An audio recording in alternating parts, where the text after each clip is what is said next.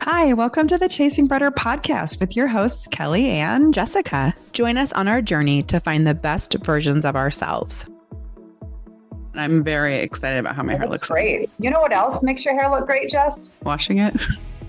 The Warrior Strong Wellness collagen peptides and bone broth. I've noticed a huge difference with just the health of my hair. I just have naturally thin hair. So collagen's so good for hair, nails, skin. Check out warriorstrongwellness.com for their collagen peptides and bone broth or their multi-collagen protein powder. If you use the Chasing Brighter code, all one word, Chasing Brighter, you can get 10% off of your purchase.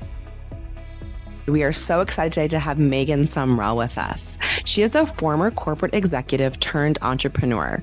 As a time management expert for women seeking work-life harmony, Megan teaches specific strategies to help women get on top of their time, calendar, and goals while getting rid of stress, overwhelm, and exhaustion.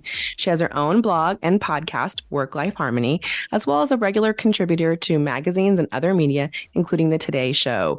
We're so excited to have you today, Megan. Welcome. Thank you. I'm thrilled to be here. I've been looking forward to this. This was just the right time to be talking to you with back to school happening. And I think as busy moms, it feels like it's some of the more stressful parts of the year is when school gets started. So I think we wanted to start with just, hearing a little bit about your background and how you came to Work-Life Harmony. Yeah. So it wasn't, I when asked in third grade, what do you want to be when you grow up? I didn't go, I want to go help people manage their time. It kind of happened through my own personal need that I think a lot of moms can relate to. I had spent, over 20 years in the corporate world, in the software space, and had really spent the last portion of my career where my job, and I promise this is relevant to this question, but I'd spent the last part of my career where I would go into software teams and basically help them reframe all of their processes to do things better, faster, cheaper. So I have all sorts of really nerdy, geeky certifications around process improvement, productivity, streamlining, all of that. And kind of met my husband later in life, started a family later in life, and was juggling this career and motherhood. From the outside looking in, was juggling it pretty well. On the inside, not so much.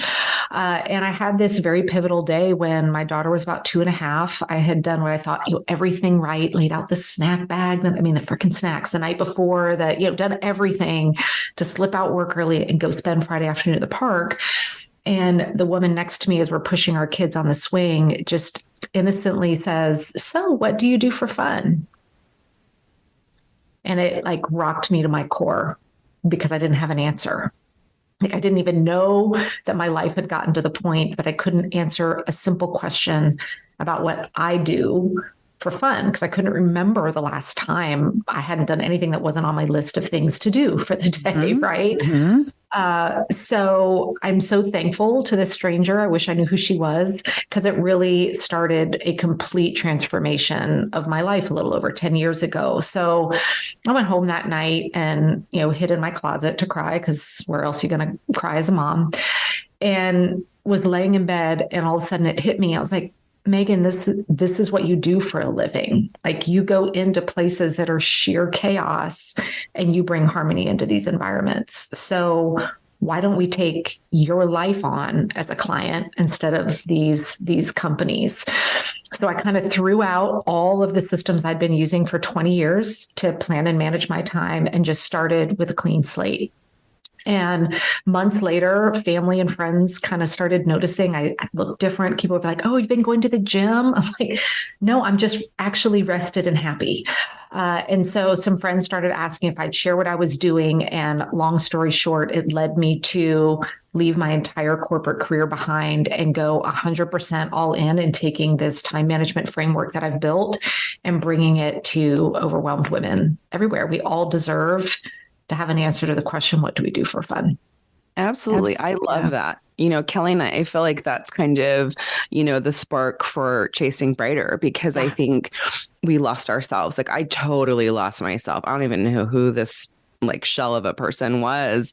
And then Kelly and I were like going to therapy, reading books, like just going through, and same thing. People are like, well, what are you doing? Like, what's going on? And I felt like we kept, talk to people about all the things that we're doing to try to get a balance in our lives, because I think it's so easy for us to lose ourselves. And then it's like, I hope for my kids, they don't wait till they're in their 40s to like figure it all out. But it's like, you can do that now and not, not kind of just be swallowed up by all these to-dos. Yeah, exactly. And I love that. And I love that you went all in on yourself too.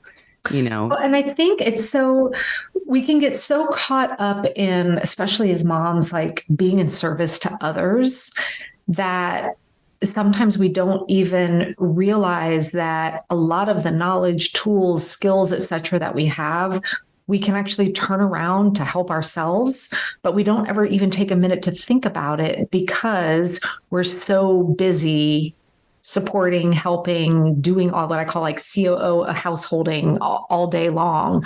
The fact that I could walk into any company and clearly see where there is disarray, yet I had been walking around for years without any recognition that all the same stuff that people paid me to fix was going on inside of my own life, because we're just so busy being busy, we don't even have a minute to look at it. Yeah. And I think, we talk a lot. I mean, the way that we were kind of raised was self-care was selfish. Like you're kind of being selfish if you, and even I tell Kelly, because Kelly has been much better at putting herself first. No, at putting herself first. And I would have thoughts in my mind about her being selfish. You know what I mean? Like, we never think someone else is. We just think it is for ourselves. And then meanwhile, I'm having a nervous breakdown. Not doing anything right. So I'm like, maybe Kelly's onto something. Maybe I need to carve out time for myself and, make sure I get sleep and treat myself the way I've been treating everybody else in my life, Well, it doesn't help when you look at, so much of social media or even ads on TV or whatever of what, a quote, good mom or motherhood looks like. It's always images of somebody doing something for somebody else. Yeah. They're never showing images of what we do for ourselves in that stage of life. And so it self-perpetuates a little bit. You're like, oh, I guess I got to do that. I guess I got to do that next. And I'm happy to see that I think there's a lot of people out there today suddenly realizing this and going, hang on, like we need to change the dialogue here of what being a good mom actually looks like. And it isn't all about doing for everybody else. And so how, like in terms of your clients and coaching busy people in terms of kind of getting a little bit more control of their lives, like how one of the things I feel like is a challenge is choice, right? Like you can't do everything to what you're saying. Everything is always, there's always stuff to do. So in terms of you're never going to run out of stuff. Yeah. So what are some, like, how do you talk to your clients about that? Yeah. So one of the things that I think a good analogy with this, and then I'll kind of share a place where I like everybody to start to really get back in control of their time is, if I were to give you a list of things to go buy at the store and it had 25 things on there, and then I just put some money in an envelope and I sealed the envelope. You didn't know what was in there. And I just said, hey, go get this stuff at the store. You would go down the list, throw the stuff in your cart, right? Get to the checkout, and maybe they ring it up and tell you, oh, it's $100 worth of groceries. Then you go and open that envelope and you see you've only got $50 in there.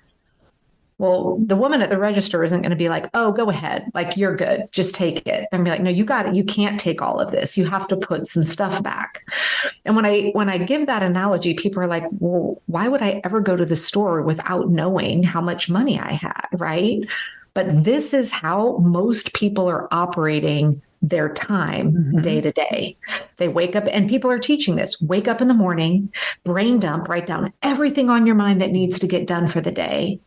And then, God forbid, circle the top 3, whatever the hell that is. I could go off on a tangent on why I don't like that very much either.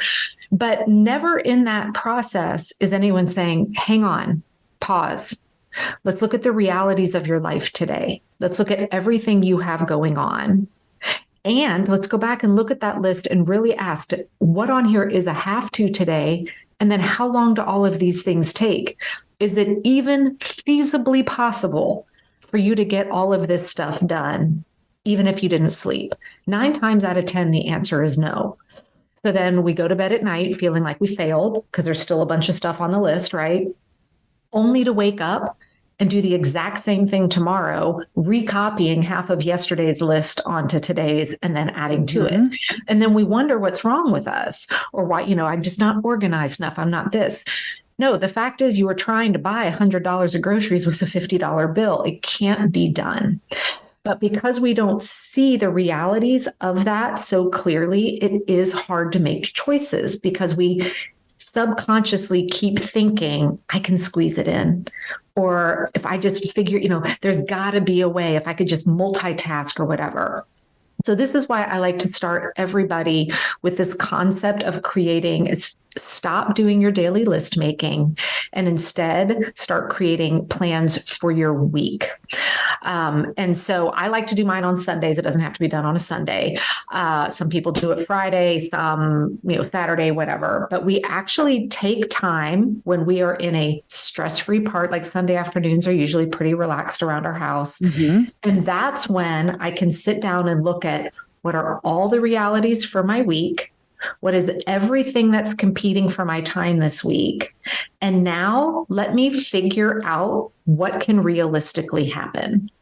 And so when we can take a step back and look at these larger chunks of time, that's where we can start to maximize efficiencies. Like, I realize there's 4 errands that need to happen this week. Well, what if I waited and on Wednesday left my house once and did all 4 of them together instead of, panicking and doing one each day, or seeing a group of tasks that if you sat down and did them all together at once could probably be done in half the time.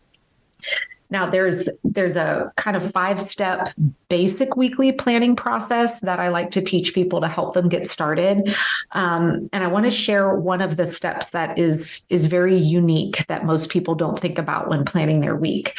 So I always start everybody off with, what did you already commit to? And most of us already have this on a calendar somewhere. These are those, dentist appointments, soccer practice, meetings, phone calls, appointments where usually it involves somebody else, right? And then they just start jamming in their calendar with everything else. But the second step of this is really, and this really hits moms a lot as well, is really understanding how much of your day is already spoken for in what I call just like busy being busy time. So for me, and this never shows up on people's calendars.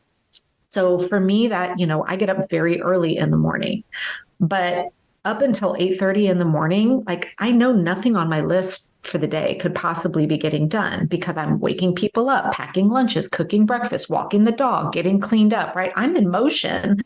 Things are happening, but I can't be working on the traditional to-do list. And then in the school year, same is true at about 2:00, like transitioning to picking up from school, homework, God forbid, what's for dinner, all that stuff. Well, that never shows up on your calendar. So what happens is you would look at maybe your Monday and you go, oh, look, I have like 2 appointments. I'm going to get so much done today. But by just layering in, when is my time like in busy being busy mode? Oftentimes by just layering that in on people's calendars, they have this awareness of like, oh my gosh, that's like 5 or 6 hours of my day that looks like I'm going to be, quote, productive. But I'm not. I'm in service to others. I'm doing something else. And so the whole point of this weekly planning process is to really help us understand how much money is in that envelope. How much time do I really have? And so when we see the realities of that with the list of everything that's competing for it, that is what helps us start to make really good choices because we're no longer tricking our brain, trying to trick it by saying, no, we've got time. Yeah, we can get it done. Right. I mean, it's a kind of a morbid way to think about it, but it's kind of like when everyone goes, oh, what are the most valuable, if your house was burning down, what would you want to save? Well, I can think of 50 million things. But if it were honestly on fire and they let me come in and get one handful of stuff, I'd have to pick something, right? And so we need to realize when push comes to shove, we can let some stuff go. but we are so reluctant to because we think we have more time than we do. Well, and that was going to be my question too, like just letting go of some things that just you're not going to do it. Yeah. It's and is it really important to you, or are you just doing it because you think you should do it? Or you know what I mean? Like what I remember, Kelly, years ago, you were like, I'm not a clean person. I don't really care, like you had this like tangent about like, that doesn't bother me if things are on the counter. I don't really care about it. And it was like light bulb moment for me of just being like, if you don't care, what are you spending an hour a day doing it for? Putting pressure on yourself about something, like to what you're saying, Megan, like we're setting ourselves up for failure. And then you layer on these like internal expectations that you have of yourself that you're not even getting to. Yep. Right. That you feel like you're supposed to, because somewhere in your mind, you think that you're supposed to be doing those things. Or it could even be just, you don't even realize it comes from like a childhood thing that you had done. So, I mean, like for me years ago, like growing up, Monday in our household when we were kids was when my mom would change the linens on our bed. So it was always like the day we didn't have to make our beds. Monday was sheet changing day and we all had to strip our sheets. I grew up that way. So as a single woman, Monday, I mean, it's what I was used to, right? Well, suddenly fast forward to, work, family, motherhood, all of that. And I started dreading Monday mornings. I'm like, oh God, I have to do the sheets. And all of a sudden it hit me one day. I'm like, says who? Like, why am I stressing myself out to do this on a Monday when Sunday is super easy, because then everybody can do their own and we can all pitch in. But we have these silly things that just happen because it was a habit that we never take a step back and look at and go, why am I doing this? And do I have to? And does it need to look this way anymore? Yeah. And I was just talking, I don't know, sometimes, so I'm a mental health therapist, right? So I help people with some of this stuff a little bit. And I'm like, okay, is Megan going to hate my advice or is she going to be okay? But one of the things, that I encourage anybody with children to do is outsource some of that stuff to your kids. Yes. My kids went to Montessori. And when we went to like the parent teacher conference, they were like, she spends most of her morning shining shoes and folding clothes. And I was like, she can fold clothes. And I remember just dumping the clothes, on the floor and having her fold. And I also think we're doing a disservice to our children when we're not teaching them these skills to be independent. Yep. So like having them unload the dishwasher has been like life-changing for me. Like that's a chore I hate. And so kind of having them do some stuff and knowing that even at 2 and 3, they can actually do those things, I think is something that was helpful for me. Yeah. And I'll tell you, one of the things I always encourage people to do with that same line is, I am certainly one that will fall guilty of it's just faster if I do it. Right. I mean, we all have gone through there. Well, I'll eventually get to a point usually where I'm about to snap when I all of a sudden feel like, okay, I feel like I'm carrying more than what feels like a comparable load here in the house. And so my knee-jerk reaction was always go until I broke and then blow up, right? And then I've lost it to the whole family and I'm losing my mind and then nothing productive happens. So instead, we now once a quarter sit down and when no one's, I'm not in a place where I'm snapping, and we just do a recap of writing down, and it's the data talking. So emotions out of it. Okay, what is everything that we agree as a family needs to happen to keep our family running inside and out, like all the stuff, right? From mowing the lawn to doing the laundry to grocery shopping, meal planning. What are all the things that we all agree happen? And sometimes someone will throw something out on the list and the other two are like, I don't care about that, but we get it all out there. Then we go one step further to say, okay, what do we agree is still important enough here to keep on this list? Then we'll go back down and say, okay, who's currently doing this? And 9 times out of 10, the data itself shows that there's an unequitable load and that a lot of things kind of slide back onto mine. But now it's a non-emotional conversation. So then we can all look at it and I can be like, well, this doesn't seem super fair. And everyone go, okay. So now we get to say, well, what are we collectively going to do about it? And what's been great is, turns out things I hate doing, my husband's kind of like, I don't mind unloading the dishwasher. Like you, I'm like, I hate it. Mm-hmm. So now he's like, well, I'll do that.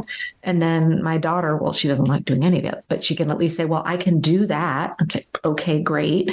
And so now we all kind of get to select some stuff and then reshuffle every now and again. And it's been interesting to find out like what one person really dislikes versus somebody else, and things I don't mind that other people do. But it's been a very non-emotional, non-naggy way to try and keep equal responsibility in the house. And then that's how we as a family ended up with all the cleaning.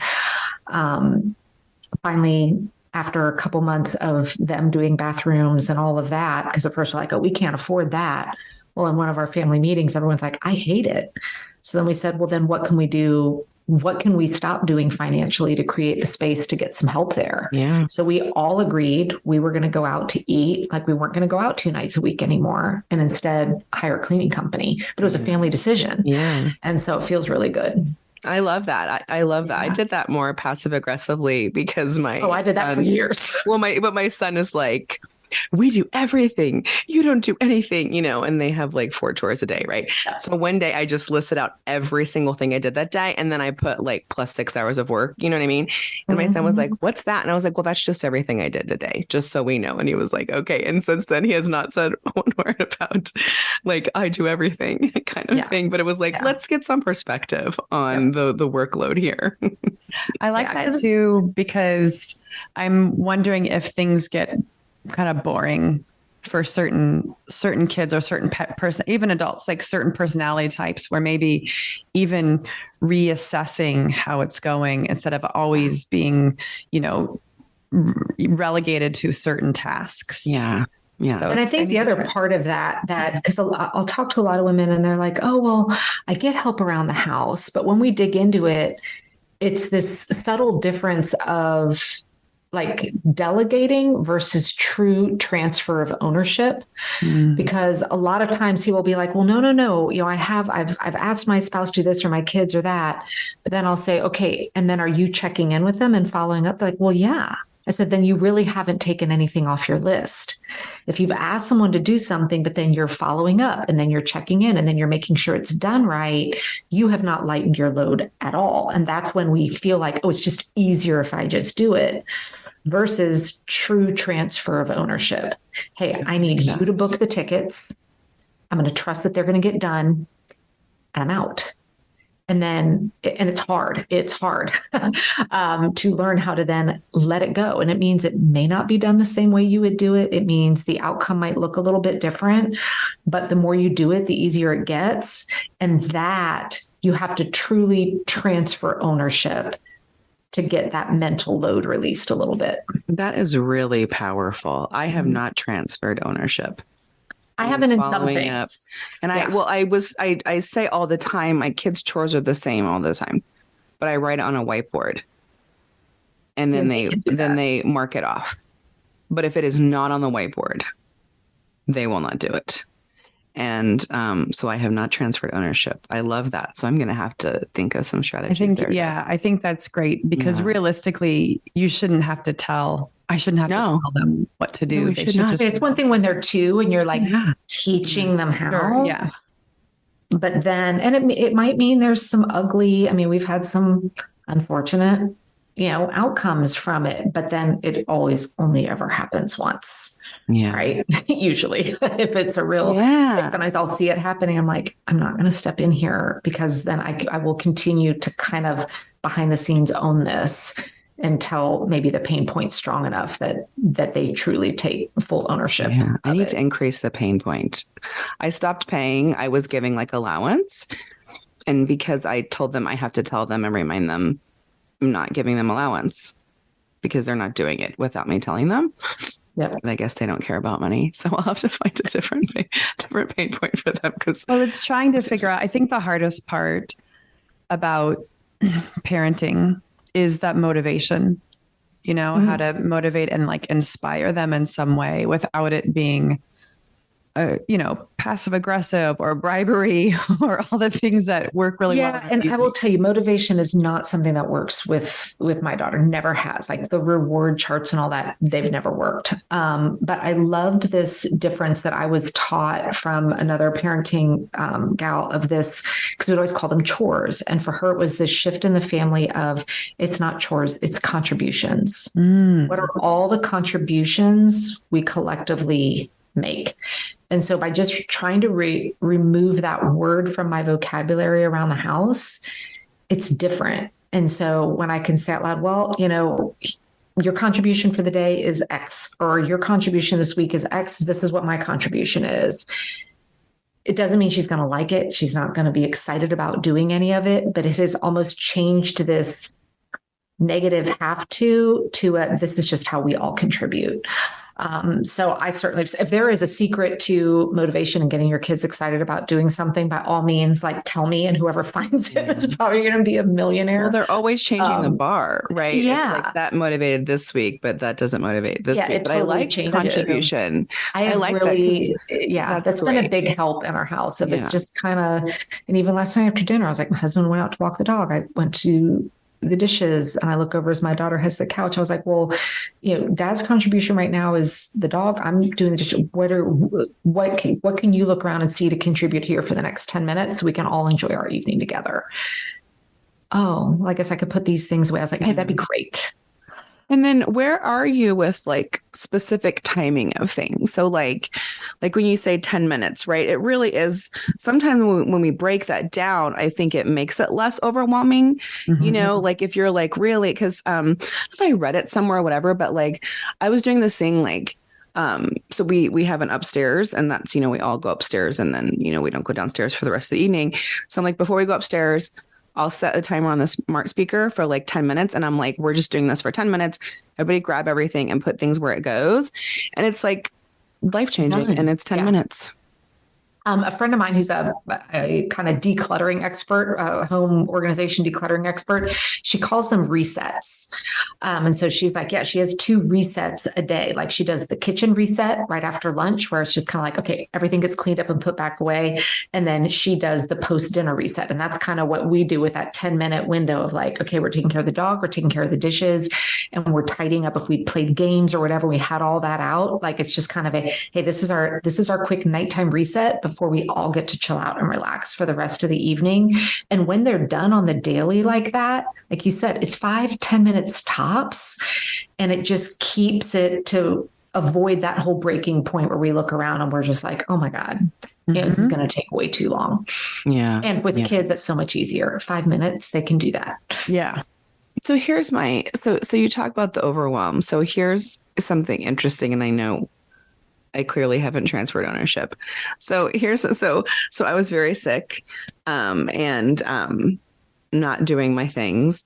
And so now that I'm well, I'm out and about in our home and it's like clutter, right? Because I was not the one being the taskmaster. It was like, we've been traveling, so the suitcases were still out, packages were in the front room, toys were on the counter. I felt good just putting it away because I was like, oh, I feel so healthy now. I can do my little things. But I'm going to say that's bad, right? Or because I don't think it's either good nor bad. It's more of a, if this were to happen again in the future, would you want to see it play out the same way or not? Because sometimes the answer is yeah. Like there are certain things that I'm like, nope. If it were to happen again, I'd want it to happen the same way. It's something that matters that much to me that I'm fine with that. It's an intentional choice that I want to spend my time here doing that. So it's neither good or bad. It's just, is this causing resent? For me, I'm always looking at, am I getting resentful over this? And if so, now I know that this is something I need to talk about versus, no, I'm not getting resentful over this at all. So I'm going to be fine with it. I like that too. One of the things, this is all amazing. And it got me thinking, Jesse, what you were saying is, I think for one of the things too, is making your household have the desire to have the same type of living environment you want, like a clean house, like having a clean house, not having a lot of clutter, and being aware, even if I have, kids who don't pick up after themselves a lot, but recognize when things are clean and how that makes them feel, like when everything has its place and it's just cleaned and organized, and having an appreciation for that. Because I don't know if I was a kid, like I feel like it was like chaos a lot. We were always on the go growing up, and our parents both worked full time outside. Yeah. And I mean, I remember just, there would just be no room on countertops in the kitchen for like days on end, or like all these things that just give me a panic attack thinking about that way now. But like I've been trying, I don't know if I was raised to like, I knew we had to clean, but it seemed like it was always a chore, versus trying to think about it as like, this is a calming, peaceful feeling I have, and I want to keep my calming, peaceful feeling. And it feels like a chore when it gets like really out of control. Yeah. Right? And I think one of the things, like when it comes to having a tidy home, is people don't realize that learning how to organize and clean and put things away is something that needs to be taught. I think people fall in the trap of thinking you're just born that way, or you're not. Like, oh, I was just born a type A person. I was like full on borderline hoarder as a young child. And thankfully, I had a mom that knew how to teach organization. And my dad was in the military, so we moved a lot. We did not have the luxury of collecting things, right? Because we'd have to pay to move them. But I look back and think, wow, if I didn't have a mom that knew how to sit down and teach me the process of how to organize my things, how to put stuff away, I would have been an absolute disaster on my own. And so I think that, and I didn't realize I'd been taught that until much later, when I was like, oh, why can't my kid? And all of a sudden I look back on it, I was like, oh, I have memories of mom sitting down and teaching me these skills. Going into my 3-year-old and going, clean your room is like speaking a foreign language. She's like, I don't even know what that means or where to start. And so I think we need to also recognize this. These are skills that, if we want our children to have them, we have to like actually teach them what that looks like and how to do it. I think that's great. I believe I have a learning disability in this area, and I don't know. My husband is super clean and organized and very meticulous. And so I really kind of learned from him a little bit. And the way we grew up was, it would be a complete shit show. And then every once in a while, there would be this organization of a thing. Yeah. And then that would be like, wow, that looks really great. And it would stay that way long enough. And then it would eventually come unwound, or like. And that's because it's lacking, in order for any type of organization to work, whether it's physical, whether it's your calendar, like what I teach with how we plan and manage our time, whether it's digital organization, how we organize our photos on our phone or whatever. If you don't have an underlying system associated with it of how to maintain it, you're going to fall into exactly that. That's why I get so upset when I will see, experts. I watched this whole video that this gal taught of how to organize your closet. And she gave you this whole system of how you pull everything out and how you assess it all and then how you put it all back in. And then it ended. And what she didn't teach you was, what do you do daily, weekly, and monthly to maintain that beautiful looking closet? So all that's going to happen is 6 months from now, you're going to open your closet. It's going to be a disaster. And you're going to have to do that big, huge thing all over again. And so I always tell people, whenever you're looking for advice or training or help from someone on managing any part of your life, whether it's your time, your physical stuff, whatever it is, ask them and make sure, hey, once you help get me there, do you teach me the system to talk to me about your system to maintain it? And if they're fumbling, they are not the person for you, because they're not going to equip you with the tools to maintain this thing. Yeah. And I think, one of the things I've been talking about for myself for 2023 is like minimizing. And I'm not saying I'm going to live in a tiny home, although Kelly knows I would in a minute. But we're a family of 5. Van life. Hashtag van life. I don't know how that would play out. Hashtag hell no. And so I think too, like just there's just stuff and stuff and stuff and stuff, and it's overwhelming. And I've been following all these minimalistic people, and it's like, just when your eyes doesn't see all the crap, like it's interesting. Like they say, don't have a lot of shelves or tops that you can just shove crap in. And so that too is just, I think, also just kind of our culture of like getting things. And so trying to work on that. And I don't know where it came from or where it clicks for me, but I'm very much like everything has a place, and we have systems, and I'm like, you walk in the house and you put your shoes in your cubby and you hang your bag up, you put your lunch away. And I'm like, and so my daughter's losing things like all the time. And I'm like, where does that go? Cause my almost 13-year-old is like, he knows my systems, and he's like, that was in my cubby and I know where it is because this is where my things go. And so, we have systems, and, there was a woman out there. I don't know if she's still out there, but it was Clean Mama. And she breaks things down. And there used to be a free printable I'd give my clients, because I was working at one point with a lot of at-home moms who are overwhelmed with the mental load. And it was like, she had a list of just like every day you put everything in a catch-all on all the counters. And then like, I'm just making up, but like Monday's laundry, Tuesday's the floor, Wednesday's the bathroom. And then Friday was like whatever was in the catch-all put away. And it's like we talked about earlier, like when you break it down and you're like, oh, this is 20 minutes of my day, but like you said, it has to start with like setting up the system in the first place. Like you can't start that if you can't see the floors in your house, but like, it's just kind of having those systems. But I think so too, like when if it's not something you care a lot about, I think that can be difficult. Like for you, Kelly, if it doesn't matter to you, then you're not going to be successful. Like you have to desire a different outcome to then find the system to produce that. Doing it just to do it, but don't bother. Yeah. I would like your spouse to drive that, Kelly. I feel like, why is it on your shoulders? If you're saying your spouse is, right, if you're saying he's super organized and all that stuff, it's the feminist in me that wants your man to take over and implement a system. He's very helpful, and he's good about it. Sorry, digressing on that was, since we have a new kitchen, he was like, there's one thing I'm willing to give you, and we need to figure out where it goes. It's a junk drawer.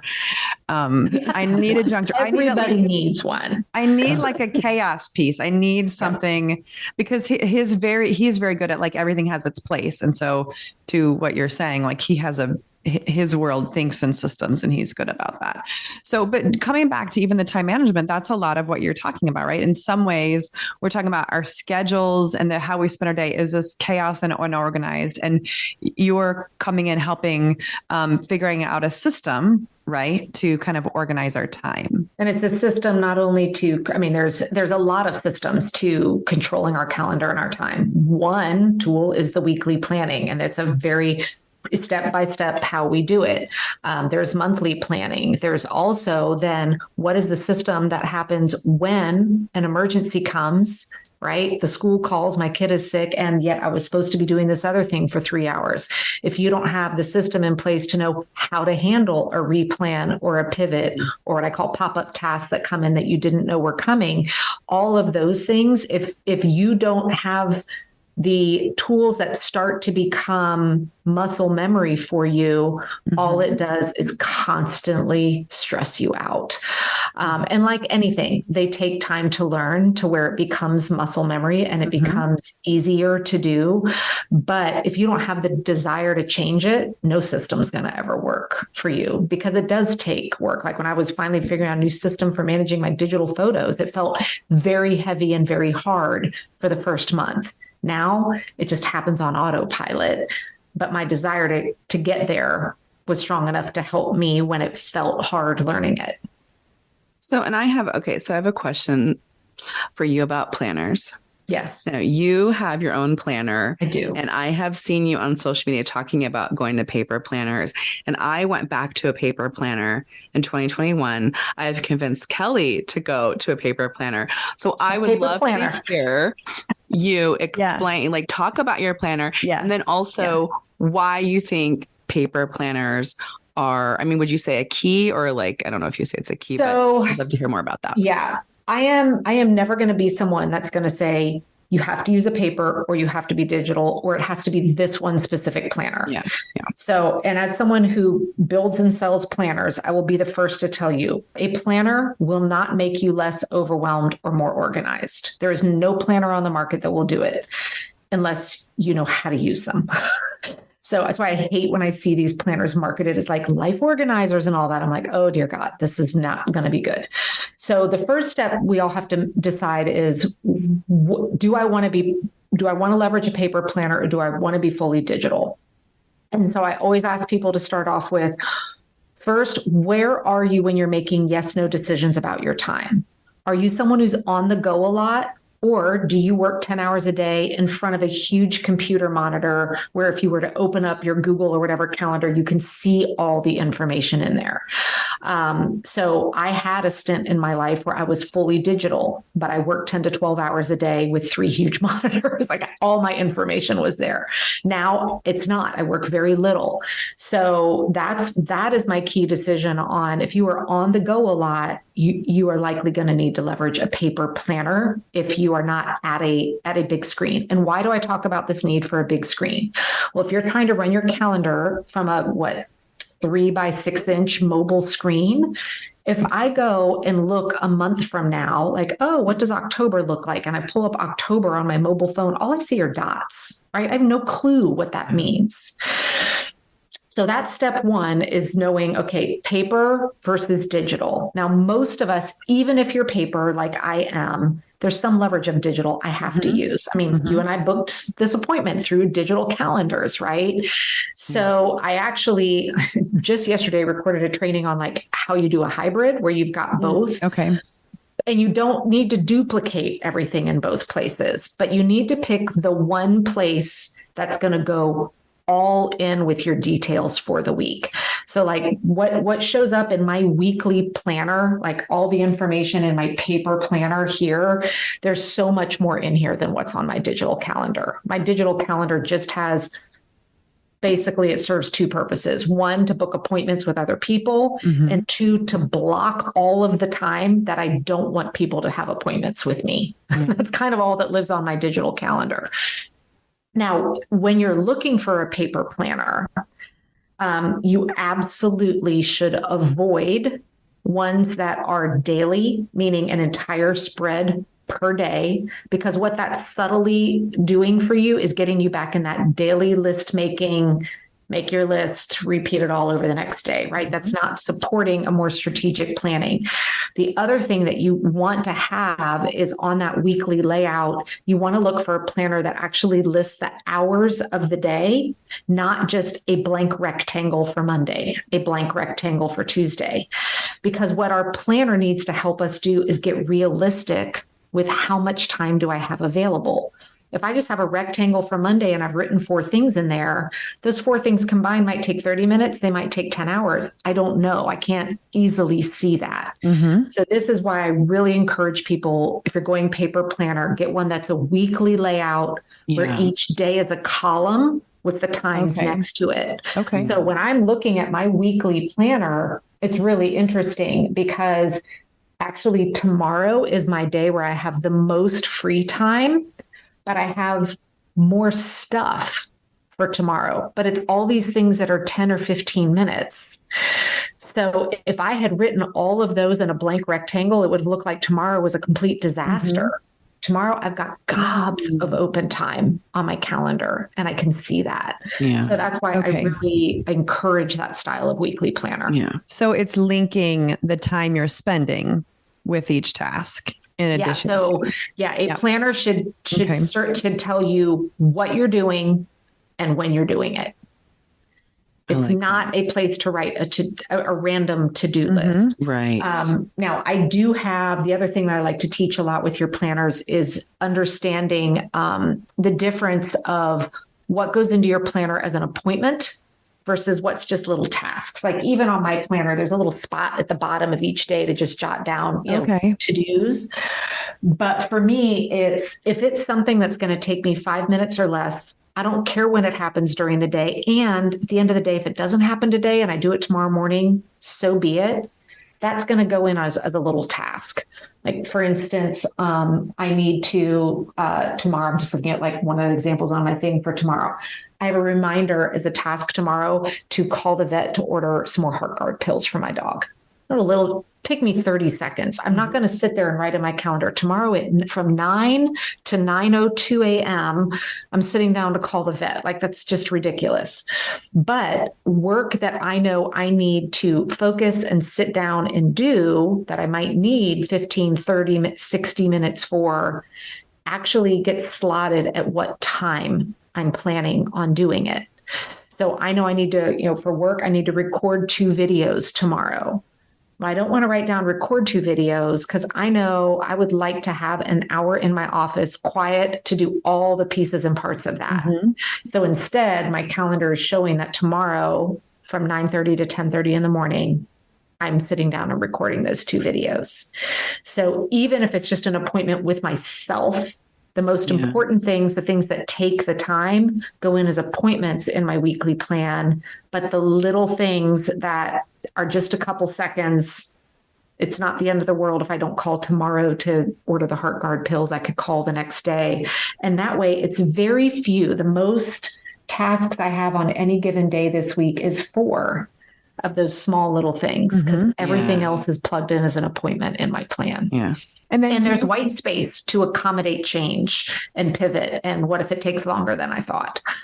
And I was going to ask that, which is for, clients that you've worked with on using this, or, who you've talked to, is part of this also a little bit of journey on them, which you now are well-versed in, is how long it takes you to do stuff, right? And so my whole program, and we cover all of that. So it's actually a DIY course that people go through. And then once a month, we have live calls where people can come ask questions. But part of learning the whole system, because it is the system, the framework is the same for everybody, but the inputs are uniquely yours, right? What's on your list? What are the realities of your life? How long does it take for you to do things? How much uncertainty is in your life? All of that's unique to everybody, which means the plan that you're going to create is also uniquely yours. But we're all following the same system. And part of that is training on how do we estimate better? Because there's actual tools that you can learn to better understand how much time you need to do things. So there are a lot of little tricks and tools, that kind of research tasks that we all get to do for ourselves to learn a little bit more about the realities of how we work, to know how to then better plan our time. So let's talk about that. Tell us about your course. How many sessions is it? Like, what do people expect if they sign up for it? Yeah. So the program itself, it's a DIY and you get access to it forever. So last thing I want is to add more time stress. Anyone go, you got the course, you got to get it all done in 4 weeks. Heck no. It is designed to be consumed in 6 weeks. I have people that consume it in 6 weeks. I have people that spend 9 months consuming it, because everybody's life is theirs. And that's why I don't want to put the time pressure on it. So it is broken down into step-by-step process. And I actually prevent people from working ahead so that you can't get too overwhelmed. So like when you first start, it's like, here's your step 1. And next week, I will tell you what step 2 is, so that you are not getting overwhelmed with information, right? And so it guides you through a process to help you create what I call your information repository. So not only are you going to learn how to plan, but then you're going to learn how to store all of those things that are competing for your time, so that you have the ability to easily prioritize, make good choices, establish the right boundaries, get estimates in place, so that when you master weekly planning, like I plan my whole week in 10 minutes or less, because I've got all the supporting framework for that. So it's all step-by-step videos. I do very short, specific trainings. I'm showing you exactly how to do it. And then every month I hold live Q&A calls, and you get access to those forever. So I have some women who will show up after 2 years and they're like, hey, this new thing happened in life. I'm trying to figure out how to get into my planner. Here's what I'm struggling with. So that way people know that they can get their questions answered as they go through it. And it's just been, it's really cool, because we have women in this program who are single in their late 20s, to two women who recently joined in their 80s because they said they're just getting started on their next stage of life and they want to make the most of it and everything in between. So it makes for a really cool community of women that between all of us, like, been there, done that, and everybody has really great tips and support to offer. And we've hit now that we know of students in over 15 countries. That's amazing. Yeah. Wow. Yeah. So it's been awesome. And like you're saying, I mean, it's just showing like how universal this need is, not only, 100%. Demographically for ages, but like globally as well. Yeah. And, we have a couple gals that are full-time farmers. So, their spin of what their challenges are of, okay, I've got to plan the weather because of the crops, to a woman who's homeschooling 8 kids, to, so it's, again, the situation is very unique, but the fundamental challenges are all the same. Yeah. Yeah. I mean, there are so many great tips. One of the things I'm taking away right now is I do have an hourly planner, but I have things on my to-do list that take a long time. Yeah. And so I need to like carve out some time and actually put it in there. I love that. And I think that that's so good. And I think I was in a place of just being very overwhelmed of having the little square and having too many things to do. And so it's like my brain needs to see it all out. And that just helps me seeing those lines of hours and everything. And I want to try your course because I struggle with anxiety so much. And I know it's because of time management. I think one of the root causes is because I'm not really great at managing my time. And so I overwhelm myself very easily. Well, and I've got a great, like, for folks that are interested in seeing, like, okay, what is everything that is part of this program?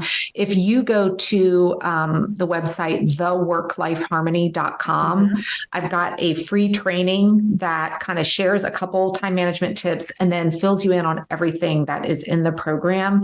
And you don't have to like wait to watch it. Just put in your email address. We'll send you the video right away. Oh, okay. You can watch it you can even hit pause if you need to step away and come back to it.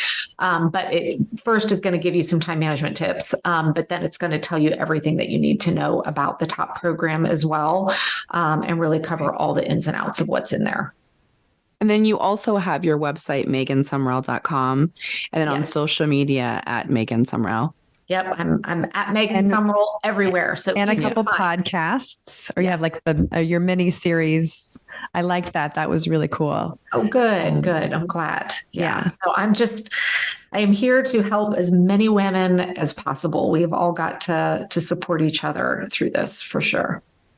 Absolutely. And what's the term I need to do? I didn't fully transfer responsibility. Transfer ownership. I didn't transfer just ownership. Delegate. Transfer ownership. That's right. I mean, that is so powerful. That is so powerful. And I think so many of us are thinking that we're taking things off our plate and we aren't.